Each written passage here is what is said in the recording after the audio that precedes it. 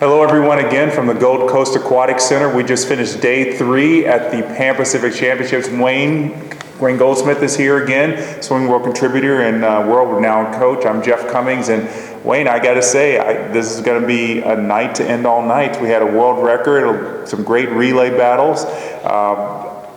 This was your first meet seeing Katie Ledecky swim live. I'm interested to see what you think about her 400 freestyle, 3:58 or 37. Yeah, what can you say? I think I might start the Australian branch of the Katie Ledecky fan club. Man, what a swim. She went out fast and just kept going. She led really well. Remember years ago that we had a great 1,500 metre swimmer called Kieran Perkins, who would go out and take it out really hard, sometimes 54, 55 seconds, first 100, and just fought on. And I think everybody was waiting for him always to come back to the field. Ledecky's the same. She attacks. She's aggressive right from the start. She leads, and good luck if you try to catch her.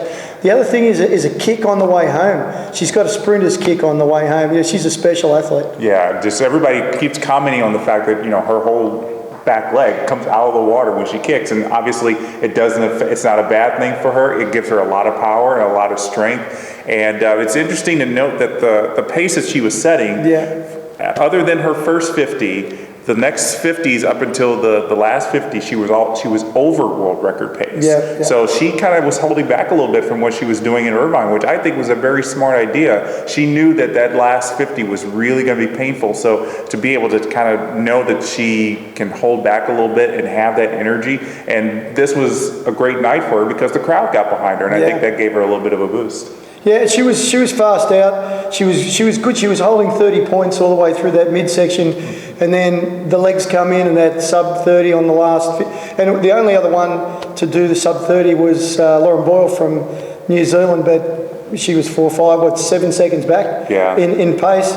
And Ledecky just brought that kick in and off. She went and brought in a sub 30 to finish off. Yeah, just remarkable. And we don't want to forget to mention the second, third place. Sierra Runge, the young 18-year-old from the United States, 4:04, 4:55, her first senior level international meet. Here she is getting a silver medal ahead of Lauren Boyle, 4:05.33. So 29.87 for Lauren Boyle is a great way to bring home a 50, but it's no 29.30 from Katie Ledecky.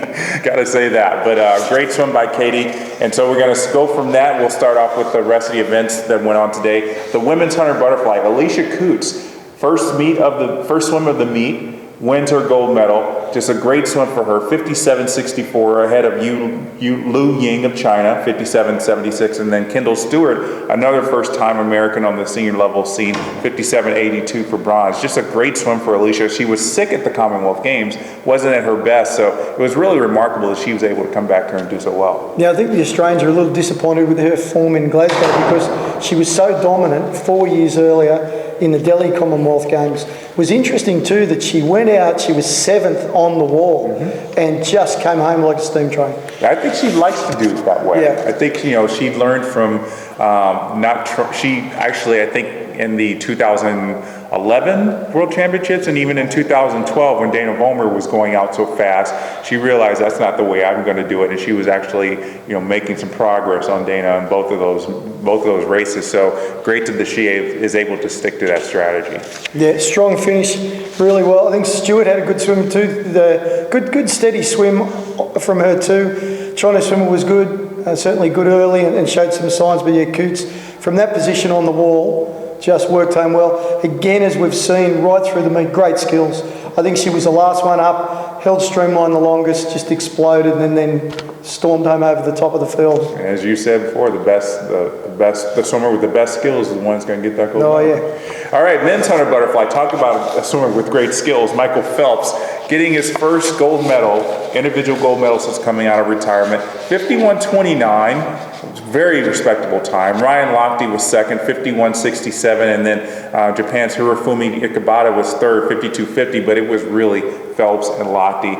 Really, they were the only two that we knew were going to get gold and silver. Are you surprised by the time? I am a little, and the other thing I'm surprised is the power, the effortless power of Phelps, and the almost resignation by my American colleagues around me. I was surrounded with some people from the United States, and even though Lochte looked comfortable and they know what great skills he's got, and beat Phelps to the wall, they said it's all over. At the 50-metre point, even though at that stage Phelps was behind, everyone just expects this incredible finish and this great flowing, powerful stroke over the top, and he delivered. But it's just amazing. You almost expect that second means first with him. Well, he was, remember in Beijing, that great finish for him in the 100, he was 7th at the 50 and he caught everybody. So if he's second at the 50 in any race, you know he's going to win. So it's not a resignation, it's just an acceptance of the fact that there's no way that person that's ahead is going to beat him, even though it's Ryan Lochte, who is a big fighter at the end. It's as a coach and if someone is interested in swimming, you always look at the best and try and understand, are they doing anything different? Can we learn anything? And there's no real obvious change in rating or technique or skill. The only thing I can put it down to is I think he stays relaxed and he stays loose and he stays easy. When everybody else is fighting and tying up, he's just still flowing, he's focused, he's easy, he's smooth. And we know smooth means fast. Yeah. I think it's not that he goes any faster. I think that he stays relaxed when everybody else is tying up. And that's such an incredible talent to have. Yeah, you can notice that, especially in that last 15. Ryan looks like he's trying harder, and Michael's just flowing right to the wall. Yeah. Very different styles. All right, so we're going to go to the men's 400 freestyle, and as expected, Taewon Park, a one-and-done swim for him. 3:43.15 to defend his Pan Pac title. Kosuke Agino, great swim for him for second, 3:44.56, and then Connor Yeager was battling through that as well, 3:45.31. Taewon Park trains up in Brisbane, not all year, but most of the time. I imagine he just came down for this one race. He's got the Asian Games in 2 weeks, so that's going to be his big focus. I'm excited now to see what he can do, because a 3:43 is just fantastic. He had dominant swim. Just again took control, took the lead early and dominated. Not a very, very strong field. We've seen stronger 400 fields in World Champs, obviously, and Olympic Games. But to me, it was his bounce back. There was some real signs, the rhythm and the flow that we'd seen of the real dominating swimmer that he was in 2008 started to come back. And look, another 2 weeks, and knowing his coach in Australia, Michael Bold, and the type of work they do, the program that he's come from is the one that produced Stephanie Rice and has got a really strong work ethic. He'll go back, he'll do another week or so of hard work before he leaves. He's in that sort of shape. He could be right back to where, and the take on some of the Chinese swimmers back in the Asian Championships, he could be just such a great force again. But that's the first sign I think we've seen that he was almost back to the Park that we knew. Yeah, and just real quick, I just wanted to note something. I don't know if you saw it on the monitors during the races. When he pulls, he's pulling with an open hand. Yeah. Everybody else is swimming with the closed hand. What do you think about that? Yeah, it is interesting. We've seen that over the years, that some of the great swimmers have swum with open hand, closed hands, clawed hands. Seen some real variations. Swimming is quite different for each swimmer. We've tried to place some sort of blanket rules and say you must always have your hands at 45 degrees, you must always have your elbows at this. But then what we see by the best is they're best because they're different and because they're unique and they're doing something that nobody else is doing. When you watch him, you look at hands and say, yeah, okay, hands are spread, but rhythm is good, hips are good, the relationship between his head and his hips are excellent. Elbow is absolutely fantastic. Rhythm is good. All the big things that really matter and make a big difference, they're all there. Yeah. Hand spread a little bit, doesn't matter all that much. I wouldn't encourage kids to do it. We wouldn't teach them to do it that way. Yeah. And certainly, but another thing that we say quite often to swimmers is keep your hands soft. As long as your hands are soft, you can feel the water. So maybe that's something that he's picked up along the way, but he does all the big things right. No, he does everything right, obviously, if you're going 3:43. All right, women's 200 backstroke. The race kind of turned out a little bit differently than I thought. I did believe Belinda Hocking was going to be in the battle for gold. I didn't expect her to get the gold, but she did. 2:07.49 is going to be one of the fastest times in the world this year. And a big surprise to me was Emily Seebohm held on for second. 2:07. I don't think we've seen a 2:07 from Emily, if ever, in a long time. And then in third, Elizabeth Beisel of the United States, 2:08.33, and then the world record holder, Missy Franklin, was fourth, 2:08.82. This is a real, I mean, not to knock Belinda, but I was more impressed by Emily. Like I said, 2:07 from someone who we believe to be mostly a 100 backstroker. This is a good sign for her leading up to Rio, I think. Yeah, a little bit of a breakthrough swim for her over 200. Although in the past, from time to time in Australian Championships, she swum a reasonably good 200 free and a 200 back. Missy Franklin was the question mark. You and I talked early on that if she was even close to good form, she'd be very, very hard to beat in that race. And of course, Hocking came out with a very nicely judged race, very powerful towards the finish, worked home well, but Franklin's clearly not in the sort of form that we've come to expect. Yeah, and I know when all the back issues are gone, she's going to be working harder than ever because she's got a world title to defend next year. All right, men's 200 backstroke. Tyler Clary did the exact same strategy he used to win the Olympic title in 2012. Just held back that first 100, really surged that third 50, and just took down everybody on that last 50. And he got his gold medal, 154.91. Just an interesting point.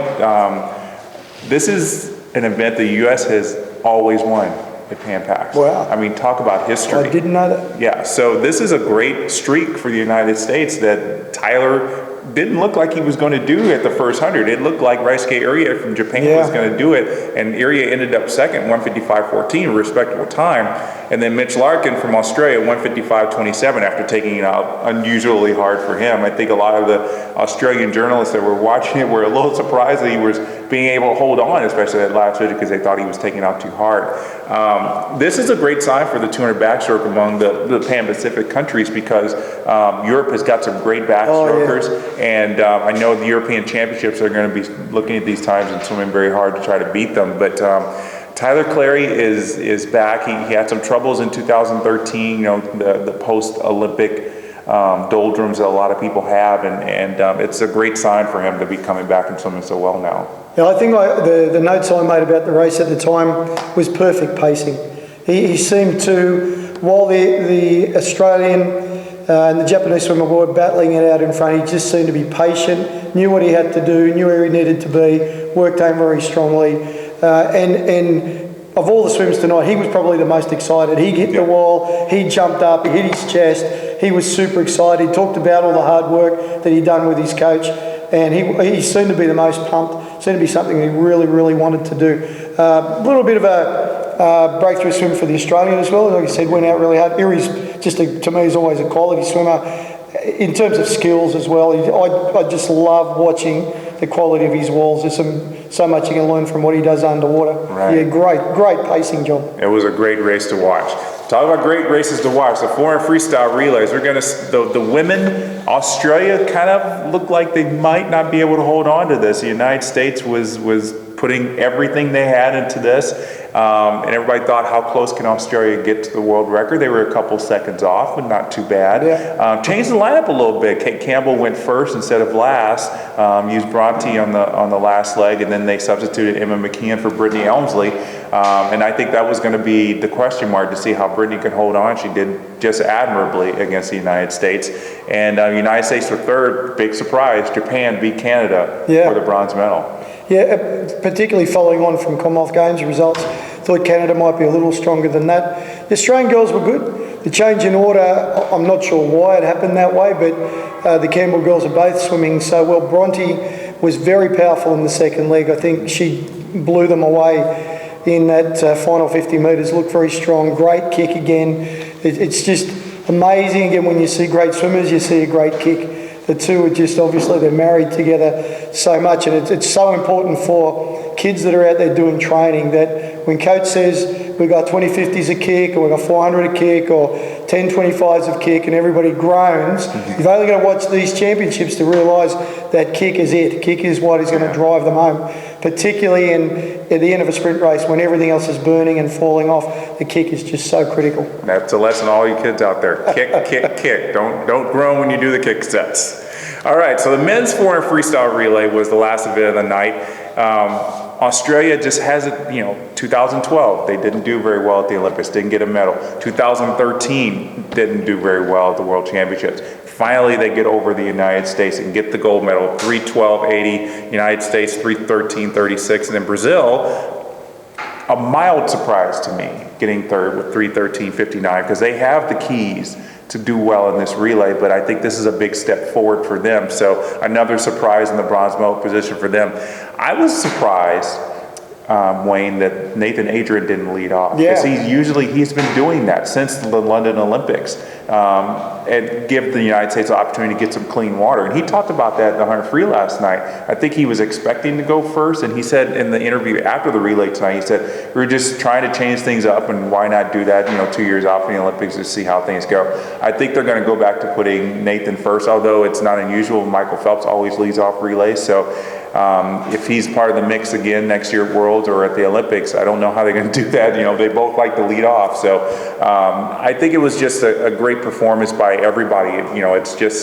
It's just amazing to see Australia get back into form because, all the troubles they've been having and some really good splits. I mean, it looks like 47-6 from James Madison, 48-2 from Matt Aboud, I think was the real key leg for them. And then, of course, their golden boy, Cameron McAvoy, 47-6. So what did you think of the way the Aussies performed tonight? I thought they were strong. Magnussen is the key in many ways because if he's on, as they say, if the missile fires, the team fires. Yeah. And he was on. He seemed to swim well. They were a little behind after the first leg. He worked back into it and put them in a position where the final two swimmers could hold their own and be really competitive. The swimmer I had a question for you about, though, was Anthony Irvine. Where's he, do you think, compared to maybe where he was when he was the best in the world? Well, I think with Anthony, he's been so focused on the 50. The 100's a bonus. Everybody, even the 50 guys want to do the 100 to be able to get on that relay. And for him to be able to do it this year and last year at the World Championship says a lot about his progress. And I think he's continuing to learn more about the 100 and get better and better and better. And I think, next year when he is on that relay at the World Championships, I think we're going to see something even better than what he did. I mean, today he went 48.5, respectable, but I think there's a 47 swim in him, and I don't know. I don't think it necessarily comes from him holding back that first 50. I just think it comes from being able to finish better on that last 15. So I think, he's going to be the key leg. We know that Nathan's going to be dependable. We know that if Michael's on it, he's going to be dependable. Ryan, in a way, is going to be dependable. Anthony is always the one that's like, okay, he's got a great first 50. Let's see how long he can hold on. So he's going to go back knowing that he's on that relay at Worlds. He's got to be much better on that last 15. And the reason behind Phelps going first, is that something that he prefers? Does the team place him there because he's got such a deadly finish? It's almost like he seems to lift when he's chasing. Has there been any consideration, do you think, for putting him at the end of the field? It also terrorised the opposition. Oh, sure. Knowing that, man, he's coming in last. Unless we're 2 seconds clear, we're still in trouble here. Well, historically, he's always gone first on relays, and I think it's because he doesn't have a great relay start. Whether that comes from the fact that he didn't go through the collegiate swimming system where they take a lot of pride in working on relays, I think that may have come into effect, whereas the other swimmers usually on these relays have been through the college system and they know relays like the back of their hand. So he just he just knows that leadoff leg and just wants to do it. But then, like I said, there's Nathan, who is the fastest 100 freestyler. Get them to clear water. So, there's so many tactics that can go into play. You could put Nathan on the end. He could draft off, if he's behind, he can draft off somebody, slingshot off them. There's a whole lot of different directions they can go. But I think for now, I think maybe next year they're going to put Michael first because he knows he's better at it, and Nathan can go anywhere and still do pretty well. It'd be great if you add Cielo to the Brazilians, the Australians in form, the French, United States. Man, what a great World Championships we'll see out of it next year. That's a very good point. Cesar Cielo was not here. He's focusing on the short course World Championships. Just imagine if we had, I don't know who you'd want to replace. I mean, they were all pretty good legs. I'd say maybe slowest leg, maybe Nicolas Oliveira, but put Cesar Cielo on there. Brazil they're going to be tough next year. I think they're probably really excited about this bronze medal. Oh, yeah. Well, another great night of racing. As we said, how can you top a world record? We're going to find out tomorrow. We got Phelps and Lochte in the 200 IM. Katie Ledecky's in the 1500. This may be a 5th gold medal and a 5th world record for her in 3 months. So we're going to be excited to see what happens, Wayne. And thank you for joining us. And for all of you out there, hope you've enjoyed our coverage on swimmingworld.com, and hope you enjoyed all the video interviews we've been having with the winners and the non-winners, the medal winners, those who are still swimming in the finals on swimmingworld.tv. And we'll see you back here tomorrow. For everyone at Swimming World, I'm Jeff Cummings. Thanks for watching.